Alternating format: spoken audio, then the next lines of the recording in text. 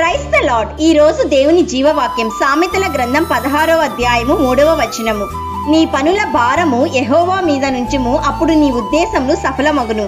Proverbs chapter 16 verse 3. Commit your work to the Lord and your plans will be established. దావీదు యెహోవా సన్నిధిలో ప్రతినిత్యం మోకరిస్తూ తన పనుల భారాన్ని మొత్తం ఆయన మీద ఉంచాడు. కష్టాలు వచ్చాయి, వేదన కలిగింది, తను వెళ్తున్న మార్గం అర్థం కాలేదు.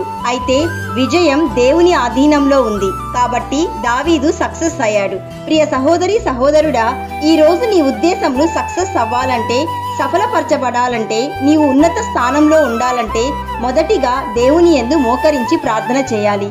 యేసయ్య సన్నిధిలో గడపాలి. నీ హృదయంలో ఉన్న ప్రతి ఆలోచన, ప్రతి మాట యేసయ్యతో చెప్పు. నీ గమ్యం యేసయ్యతో చెప్పు. నీ పరిస్థితి దేవునితో చెప్పు. నీ బరువు, నీ భారం ఆయనతో చెప్పు. నీ ఉద్యోగ భారం ఆయనతో చెప్పు.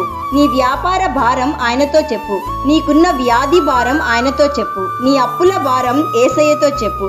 నీ జీవితంలో ఏం జరుగుతుందో మొత్తం ఆయనకు చెప్పు. మొత్తం యేసయ్య సన్నిధిలో అప్పగించు. నీ ప్రతి భారం యేసయ్య మీద ఉంచు. అంటే నీవు సృష్టి మొత్తంలో అందరికన్నా అతి ప్రాముఖ్యమైన సృష్టికర్తకి నీ భారాన్ని అప్పగిస్తున్నావు. విజయం యేసయ్య ఆధీనంలో ఉంది. ఖచ్చితంగా నీవు సక్సెస్ అవుతావు.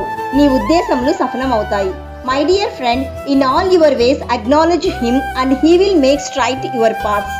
ప్రియ సహోదరి సహోదరుడా, నీవు ప్రార్థిస్తున్న సక్సెస్ లేదు అని అనుకుంటున్నావా? ఒక్కసారి ఖచ్చితంగా నీ జీవితాన్ని పరీక్షించుకో. నీవు దేవునితో మాట్లాడే సమయం ఎంత?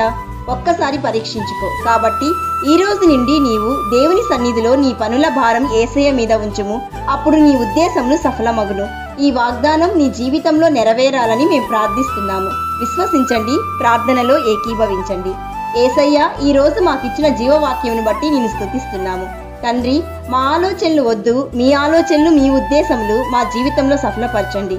ఈ రోజు జీవవాక్యం వింటున్న ప్రతి ఒక్కరి గమ్యంను సక్సెస్ చేయమని విజయశీలుడైన యేసయ్య నామంలో అడుగుచున్నాము తండ్రి. ఆమేన్. God bless you.